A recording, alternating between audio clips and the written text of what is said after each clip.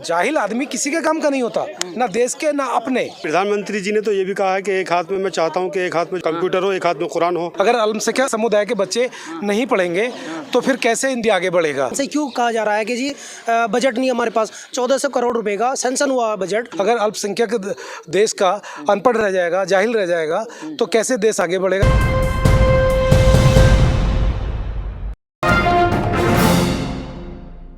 Sir कहाँ से आए हैं आप लोग सर? मेरठ से। जब मेरठ से क्या कुछ कहना चाहिए, जिससे प्रधानमंत्री सबका साथ सबका विकास की बात करते हैं, तो ये छात्रवृत्ति कैसे बंद हो गया फिर? अचानक एक नोटिफिकेशन जारी होता है नेशनल स्कॉलरशिप पोर्टल पर और छात्रवृत्ति अचानक बंद कर दी जाती है, जबकि गार्जियंस ने और बच्चों ने पूरी तरह से पूरा खर्चा करवा के इनकम सर्टिफिकेट, अपना आधार कार्ड और बैंक की किताब, सब कुछ सारा डॉक्यूमेंट्स कंप्लीट है और अचानक बंद कर दिया। फॉर्म भरवाने के लिए ऑनलाइन करवा चुके हैं सारे स्टूडेंट और अचानक बंद कर दिया गया। तो प्रधानमंत्री तो कहते हैं ना कि सबको जो है आगे आना चाहिए, तो ये आपने और कहीं पे गए हैं आप लोग जो आपका कंप्लेन लेकर के? हमने सभी जितने सांसद हैं सबको मेल कर दिया है अपना मेमोरेंडम, सबको मिल के बहुत सारे सांसदों को दे भी दिया है, भारत सरकार तक अपनी बात पहुंचा दी है, लेकिन अभी तक कोई एक्शन उस पर नहीं लिया गया है। तो आप ये all India ideal teacher association, आप लोग टीचर हैं क्या? जी, कहाँ? हम अभिभावक भी हैं, संरक्षक भी हैं। हाँ जी। तो आपका नाम क्या हुआ सर? मेरा नाम वली मोहम्मद है। हाँ। और मैं हापुड़ से आया हूँ। और यहाँ आने का मतलब ये है कि भारत सरकार द्वारा एक छात्रवृत्ति योजना चलाई जा रही थी जो पहली से लेकर 8वीं तक के बच्चों को मिलती थी, अल्पसंख्यक समुदायों के, जिसका फ़ायदा ये मिल रहा था कि जो माननीय प्रधानमंत्री का जो दावा है हमारे कि पढ़ेगा इंडिया तो आगे बढ़ेगा इंडिया, उसके तहत कामयाबी मिल रही थी। और जो बच्चे खेल कूद में या इधर उधर घूमते फिरते थे वो इस लालच में स्कूलों में मदरसों में पढ़ने आने लगे थे। उनको 5700 रुपये की धनराशि मिलती थी, जिससे उनका जो फीस का और किताबों का, वर्दी का खर्चा जो है सरकार तो करे खजाने में कमी हो गई है ना। तो इतनी कमी कहाँ से खजाने में हो गई जो बच्चों की जो है पढ़ाई पर जो है रोक लगा दी है। अगर अल्पसंख्यक समुदाय के बच्चे नहीं पढ़ेंगे तो फिर कैसे इंडिया आगे बढ़ेगा। प्रधानमंत्री जी से आपके माध्यम से मैं ये पूछना चाहता हूँ कि उनका जो नारा है कि सबका साथ सबका विकास सबका विश्वास, कैसे सबका विश्वास मिलेगा, कैसे सबका विकास होगा। अगर अल्पसंख्यक देश का अनपढ़ रह जाएगा, जाहिल रह जाएगा तो कैसे देश आगे बढ़ेगा, देश की मुख्य विकास धारा से कैसे जुड़ेगा फिर अल्पसंख्यक समाज।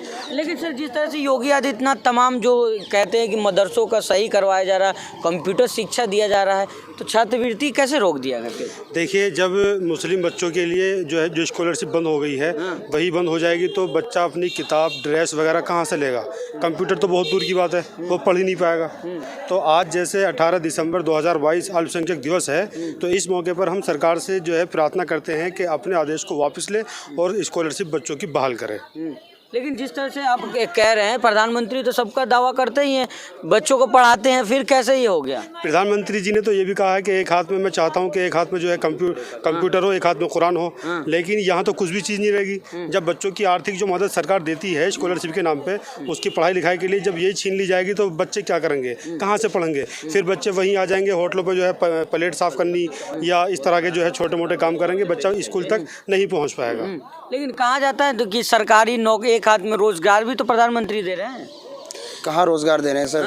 ये अल्पसंख्यक समुदाय के जो लोग हैं, भाई अल्पसंख्यक सरकार ने हमें जो दर्जा दिया है और जो हमारे अधिकार हैं जैसे स्कॉलरशिप या बहुत सारे अधिकारों का हमारा हनन हो रहा है, इसीलिए आज हम जंतर मंतर पर अल्पसंख्यक दिवस के रूप में जो मनाया जाता है उस पर खड़े हैं और ये सरकार से प्रार्थना कर रहे हैं, मोदी जी से प्रार्थना कर रहे हैं कि जो बच्चों को दी जाने वाली स्कॉलरशिप थी उसको पुनः जो है शुरू कर दिया जाए, वरना बहुत सारे बच्चे जो है एजुकेशन से, शिक्षा से दूर हो जाएंगे।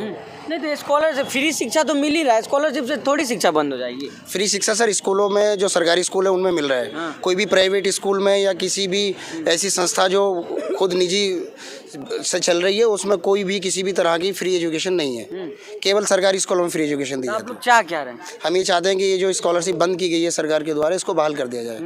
लेकिन सर केंद्र सरकार ने तमाम और भी स्कॉलरशिप बंद कर दिया है जी। तो ये स्कॉलर की भी स्कॉलरशिप इस तरह की फेलोशिप या स्कॉलरशिप जो सरकार बंद कर रही है, ये पैसा बचाकर सरकार क्या करना चाहती है?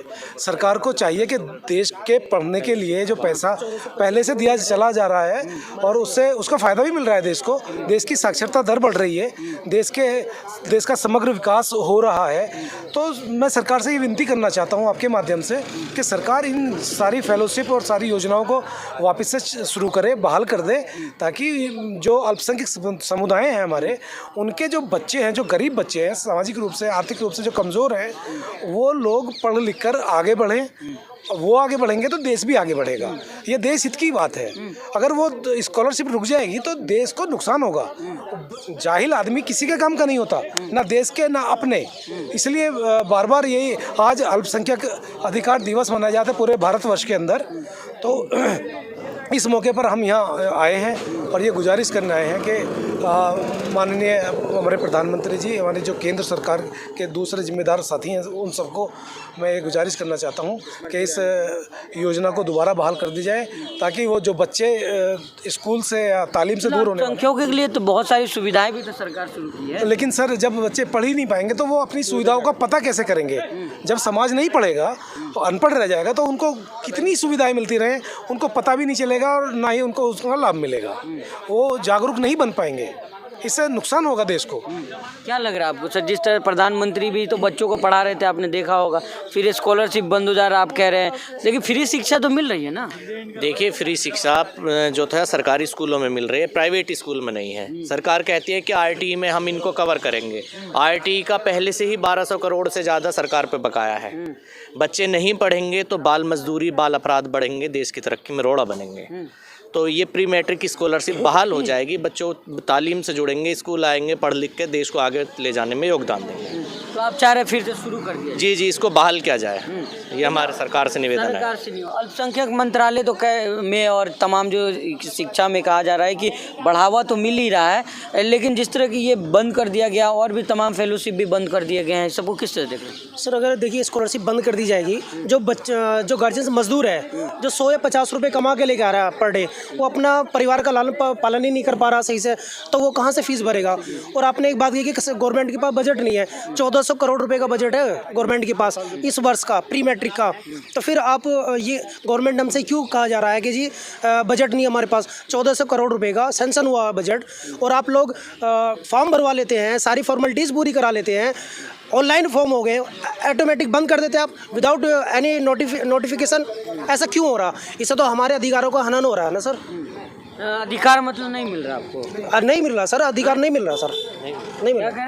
ये जो अधिकार मिला हुआ था, जो आपने अभी बताया निःशुल्क शिक्षा का, तो निःशुल्क शिक्षा इसी वजह से तय होती थी कि जो बच्चे सरकारी स्कूलों के बाद दूसरे प्राइवेट स्कूलों में पढ़ने जाते हैं, उस पैसे से वो बच्चे अपनी किताबें, कोर्स, वर्दी खरीद लेते, तो वो फ्री के बराबर हो जाती है उनको। लेकिन अब जब ये बंद हो जाएगी तो कहाँ फ्री शिक्षा रह जाएगी?